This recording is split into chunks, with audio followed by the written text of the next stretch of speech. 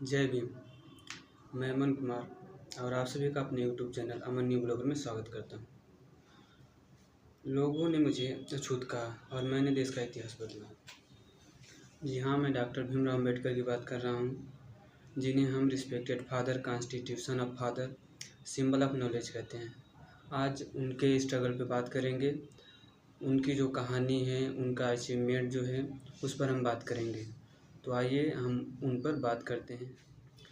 तो बाबा साहब जब पढ़ते थे, जब वो स्कूल जाते थे, उनकी किताब, उनकी जो कॉपी थी, बच्चे उफाड़ देते थे और उन बच्चों को नहीं डांटा जाता था। जो टीचर थे वहाँ के, उन बच्चों को नहीं डांटते थे, बल्कि बाबा साहब को ही बोलते थे।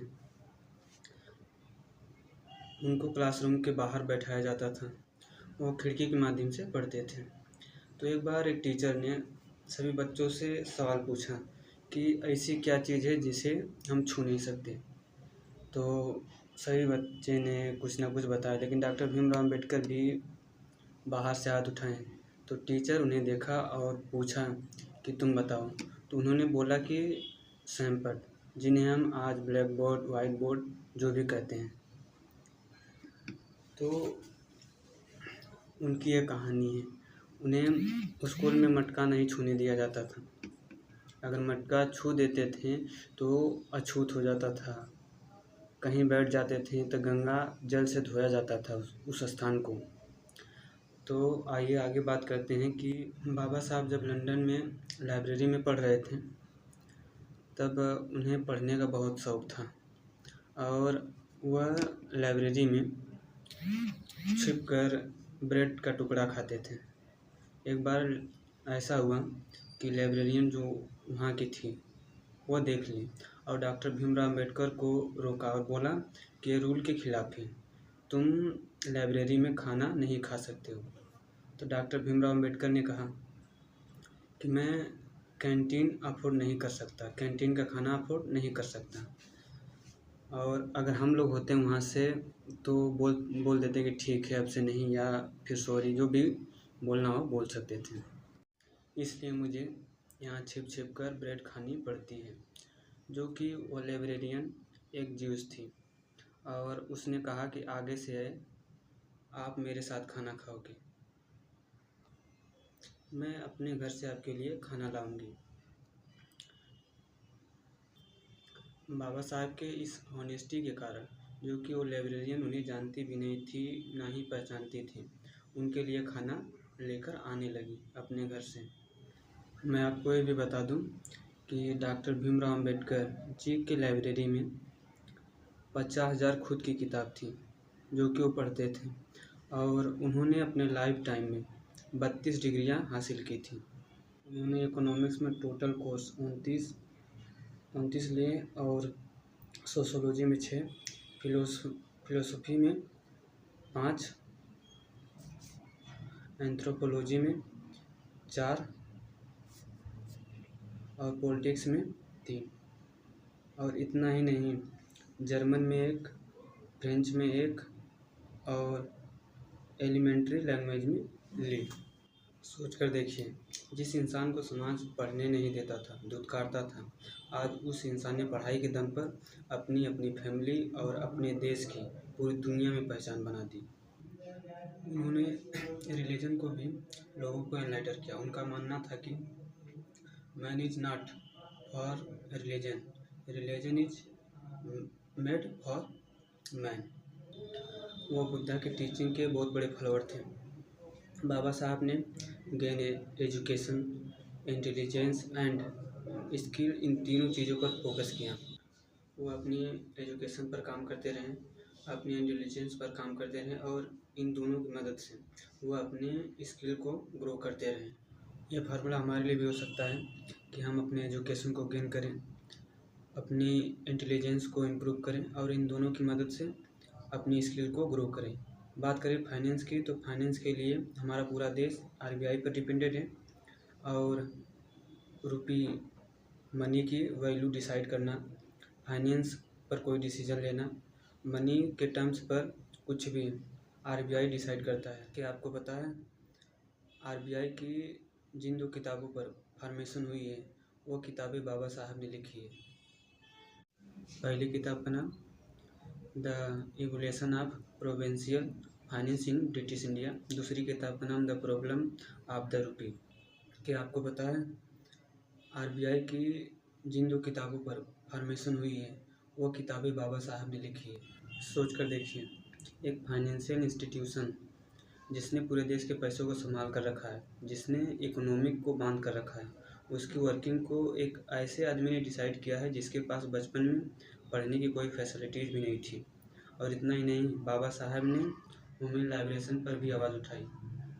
उन्होंने कॉन्स्टिट्यूशन में वुमेन के लिए सिटीजनशिप, जस्टिस, इक्वालिटी और राइवल्टी के आधार पर राइट दिया, वो भी तब जब इसे लोग अधिकता नहीं देते थे। आज भी वो नियम इम्प्लीमेंट है। एग्जाम्पल, पॉलिटिकल पार्टी में वुमेन के लिए सीट, इंस्टीट्यूशन में उनका पोजीशन। और मैं इतना बता दूं कि जो इंसान परेशान माहौल से उठता है वो अपने साथ साथ दूसरों के लिए भी सोचता है। उनके अंदर घमंड नहीं होता, उनके अंदर जज्बा होता है और दुनिया बदलने का, दूसरों को उठाने का बाबा साहब ने काम किया है। बाबा साहब को बचपन में स्ट्रीट लाइट के नीचे पढ़ने नहीं दिया। क्यों जानते हैं? क्योंकि वो जो रास्ते पर स्ट्रीट लाइट लगी थी वो उनके घर को जाती थी, वो रास्ता उनके घर को जाता था। इसलिए बाबा साहब ने खुद को इतना काबिल बनाया कि वो बच्चों के लिए स्कूल खोल पाएँ। आप सोच रहे होंगे कि मैं उनके अचीवमेंट के साथ साथ उनका स्ट्रगल क्यों बता रहा हूँ, क्योंकि उनके स्ट्रगल से उनकी अचीवमेंट निकली है। उनके पास फैसिलिटीज़ नहीं थी, उनके पास पर्पज़ नहीं था, उनके पास रिसोर्सेज नहीं थे, लेकिन उनके पास सोच थी, उनके पास माइंड सेट था। अगर मुझसे कोई पूछे कि मैं बाबा साहब की लाइफ से क्या सीखा, तो मैं 3 वर्ड आप सभी के साथ शेयर करना चाहूँगा। पहला, एजुकेट। हमें बाबा साहब की लाइफ से एजुकेशन का महत्व ये पता चलता है कि एजुकेशन वह चाबी है जिसकी मदद से हम बहुत आगे जा सकते हैं। एजुकेशन से हमारा नज़रिया बदलता है, एजुकेशन से हमारी सोच खुलती है, एजुकेशन से हम अपनी बात को रख पाते हैं, एजुकेशन से हम अपना प्रॉब्लम सॉल्व कर पाते हैं। क्योंकि जब बाबा साहब छोटे से गांव से भेदभाव से लड़कर कोलंबिया यूनिवर्सिटी जा सकते हैं तो हम क्यों नहीं। आज भी कोलंबिया यूनिवर्सिटी में बाबा साहब की biography as a text book पढ़ाई जाती है। दूसरा वर्ड एजिटेट है। एजिटेट का मतलब होता है आवाज़ उठाना। बाबा साहब ने गलत के खिलाफ आवाज़ उठाई और दूसरों को भी यही सिखाया कि जहाँ कहीं भी गलत नज़र आए आवाज़ उठाओ। बाबा साहब जब बाहर गए पढ़ने के लिए तो चाहते तो पढ़ लिख कर वहीं सेटल हो जाते, लेकिन उन्होंने ऐसा नहीं किया। वह उनका पर्पज़ क्लियर था, वह अपने देश आए, गलत के खिलाफ आवाज़ उठाए और ज़िंदगी भर उठाते रहे। हमें भी यह ध्यान रखना होगा कि बदलती दुनिया के साथ हम भी कहीं बदल ना जाएं, हमारी सोच कहीं करप्ट ना हो जाए, कहीं पॉलिटिव ना हो जाए और सच के लिए हमें आवाज़ उठाना है, डर को ख़त्म करना है। तीसरा शब्द है ऑर्गेनाइज। यह एक लाइफ सेविंग स्किल है। उन्होंने सबसे पहले अपने सोच को ऑर्गेनाइज किया। कितने तरह के प्रेशर, कितने तरह के सोसाइटी प्रेशर, इमोशनल डिस्ट्रैक्शन, भेदभाव है, गरीबी है, लेकिन उन्होंने इस सोच को ऑर्गेनाइज किया, लाइफ के पर्पज़ को ऑर्गेनाइज किया, अपनी ज़िंदगी को ऑर्गेनाइज किया। हमें भी बहुत कुछ सीखना है क्योंकि हम डिस्ट्रैक्शन की दुनिया से भरे पड़े हैं। कभी हमारे फ़ोन पर कुछ आता है, हमारा फोकस नहीं, हमारा टेबल ऑर्गेनाइज नहीं है, हमारा माइंड ऑर्गेनाइज नहीं है। जब हम ऑर्गेनाइज नहीं होंगे तो हम अपने गोल पर कैसे अचीव करेंगे। तो बाबा साहब ने सिर्फ दलितों को हक नहीं दिलाया, उन्होंने मुझको, आपको, सबको जीना सिखाया, लड़ना सिखाया। उन्होंने सिर्फ दलितों को एजुकेशन नहीं दी बल्कि अपने आप को इतना एजुकेट किया कि आज हमारे लिए, हम सबके लिए इंस्पिरेशन है। उन्होंने सिर्फ दलितों को आवाज़ उठाना नहीं सिखाया, उन्होंने हम सबको अपने राइट के लिए लड़ना सिखाया। उन्होंने सिर्फ सक्सेस अचीव नहीं की, उन्होंने फर्श से अर्श तक, ज़मीन से आसमान तक हमें रास्ता दिखाया। आप लोगों को शायद ये नहीं पता होगा कि इंडिया के first law minister Baba Saheb दुनिया के ऐसे अकेले इंसान हैं जिन्हें लंदन स्कूल ऑफ इकोनॉमिक्स ने डॉक्टर ऑल साइंस का टाइटल दिया है। इस टाइटल को पाने के लिए बहुतों ने कोशिश की, लेकिन यह टाइटल सिर्फ उनको ही मिला। ऐसे इंसान को हमारा नमन है। उनको इतनी उनके स्ट्रगल को, उनके अचीवमेंट को, उनके सक्सेस को हमारा रिस्पेक्ट है और उनके मेहनत को हमारा नमन है। जय भीम, नमो बुद्धाय। मिलते हैं किसी अगले वीडियो में, तब तक के लिए जय हिंद, जय भारत।